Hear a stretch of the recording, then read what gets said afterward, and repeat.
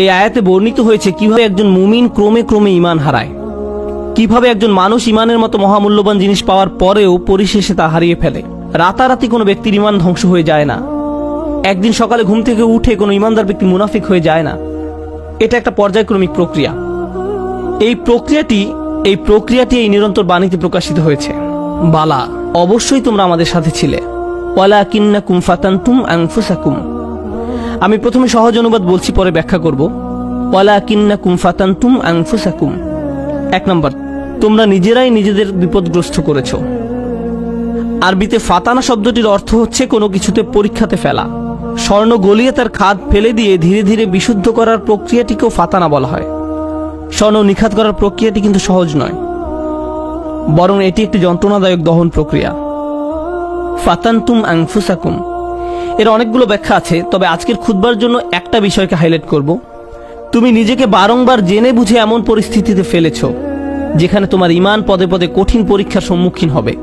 এখানে জিনিসটা বোঝার চেষ্টা করুন, ঈমানের জন্য ক্ষতিকর হবে জেনেও আপনি বারবার নিজেকে এমন পরিবেশের সম্মুখীন করেছেন এবং নিজেকে বুঝিয়েছেন আমি এটা সামলে নিতে পারবো।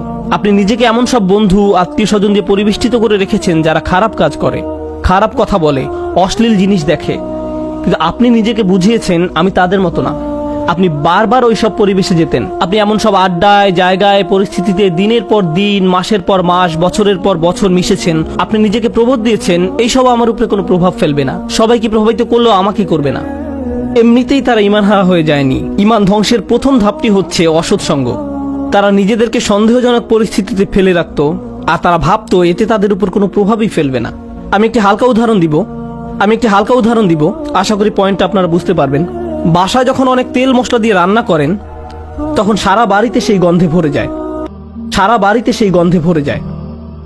আপনি বাসার ভেতর থেকে সেই গন্ধ বুঝতে পারবেন না, কিন্তু যখন বাইরে থেকে একজন বাসায় প্রবেশ করে, বিশেষত কোনো আরব যদি আসে, সে ভাবে যে কোনো দূষিত পরিবেশে এসে পড়েছে। কয়েক ঘন্টা পার হওয়ার পর সে অভ্যস্ত হয়ে যায়, শুধু অক্সিজেন মনে হয়। ঠিক একইভাবে আপনি প্রথমে খারাপ কোনো পরিবেশে গমন করলে সাথে সাথে বুঝতে পারেন এটা ঠিক নয়, আমি খারাপ হয়ে যাব, আমার এখানে থাকা উচিত নয়। আপনার অন্তর অস্বস্তি অনুভব করে। কিন্তু আপনি যদি বারবার এই পরিবেশে যেতে থাকেন, তখন কি হবে? আপনি আর খারাপ বোধ করবেন না। কেউ যদি জীবনে প্রথমবার কোনো ধূমপায়ীর পাশে বসে, তখন সিগারেটের গন্ধে সে কাশতে থাকবে, চোখ দিয়ে পানি আসবে, ফ্রেশ বাতাসের জন্য ছটফট করবে এবং সে দ্রুত সেই জায়গা ছেড়ে চলে যেতে চাইবে। বছরখানেক পর এটাই তাদের অক্সিজেনে পরিণত হয়। সিগারেট ছাড়া তারা নিঃশ্বাসও নিতে পারে না। তাহলে প্রথম সমস্যা হলো আপনি নিজেকে অসৎ পরিবেশে ফেলে রাখেন।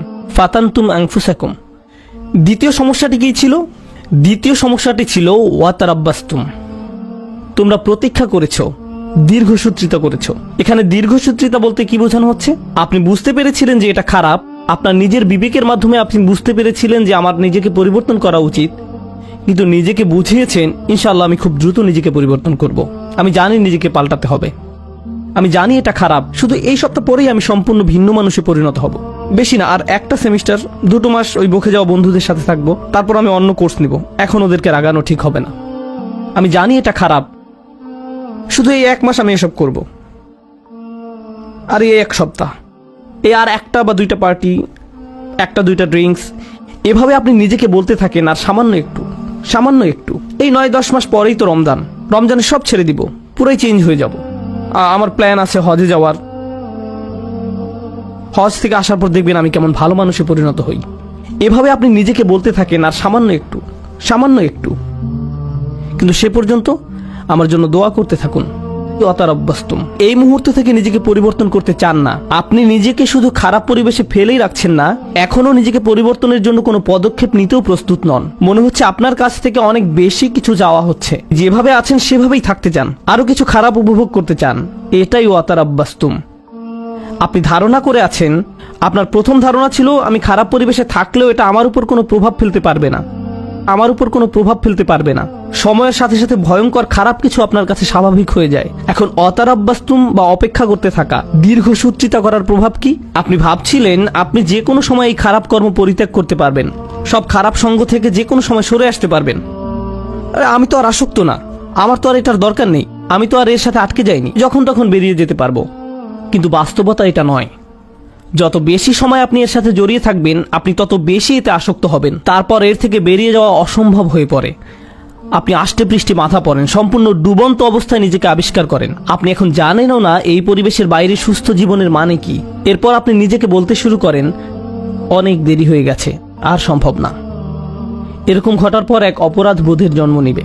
আমি বহুদিন ধরে এত এত পাপ কাজ করে আসছি, আমার আরো অনেক আগেই তওবা করা উচিত ছিল, এখন অনেক দেরি হয়ে গেছে।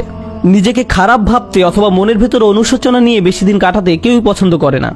তখন শয়তান এসে বলবে, তুমি এত অপরাধ বোধে ভুগছো কেন? তোমার তো কোনো দোষ নেই। এই ইসলাম নামের জিনিসটাই তোমার মনের ভেতর যত অপরাধ বোধের জন্ম দিয়েছে। এই ইসলাম বলছে এটা হারাম, ওটা গুনাহ, এভাবে কথা বলবে না, ওটা খেও না, অমুকটা দেখো না, ওখানে যেও না। এই ইসলাম তোমাকে নিজের সম্পর্কে খারাপ ধারণা দিচ্ছে। আচ্ছা, এই ইসলাম যে এত কঠিন সব নিয়ম কানুন মেনে চলতে বলছে, এটা সত্য কিনা তুমি কি নিশ্চিত? শয়তানের ওয়াসওয়াসা শুনে বিভ্রান্ত ব্যক্তি ভাবতে থাকে, আমি আসলে কেন ইসলামে বিশ্বাস করি? মনে হয় যেন ইসলাম চায় না আমি আনন্দে থাকি। আমি শুধু আমার জীবন উপভোগ করতে চাই, আমি সুখী হতে চাই, আমি স্বাধীনভাবে বন্ধু বান্ধবের সাথে মৌজ মাস্তি করতে চাই, জীবনকে সর্বোচ্চ উপভোগ করতে চাই। আমি তো এমনিতেই কোরআনের সত্যতা সম্পর্কে নিশ্চিত নই। আল্লাহ বলে কেউ আছে কিনা এই ব্যাপারে আমার সন্দেহ আছে। এই কোরআন হাদিস কতটা নির্ভরযোগ্য? আমাদের আশেপাশে এরকম বিভ্রান্ত অবস্থায় অনেক আব্দুল্লাহ, জয়নব, আলী, ফাতিমা, আব্দুল করিম, আহমদ, রুকাইয়া তরুণ তরুণীর আমরা দেখতে পাই। তারা খুব নির্ভীকভাবে বলে, ইসলাম নিয়ে আমার মনে অনেক সন্দেহ আছে। আর এই মানুষগুলো এমন নয় যে তাদের দর্শন শাস্ত্রে পিএইচডি রয়েছে বা ইসলামের ইতিহাসে ব্যাপক জ্ঞান রয়েছে কিংবা এসব বিষয়ে বহুদিনের অধ্যয়নের ফলে তাদের মনে ধীরে ধীরে সংশয়ের জন্ম নিয়েছে। আসল ব্যাপার তা নয়।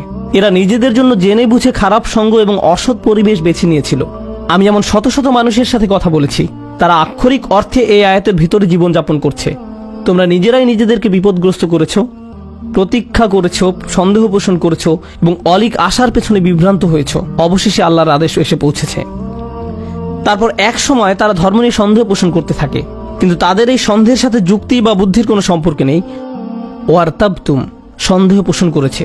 জানেন সন্দেহ কি করে? সন্দেহ প্রথমে তাদের ইসলামের গণ্ডি থেকে বের করে দিবে। তারা এভাবে নিজেকে সান্ত্বনা দিবে, এটা তো আসলে পুরোপুরি সত্য না। সুতরাং এটা না মানার কারণে আমার খারাপ অনুভব করার দরকার নেই।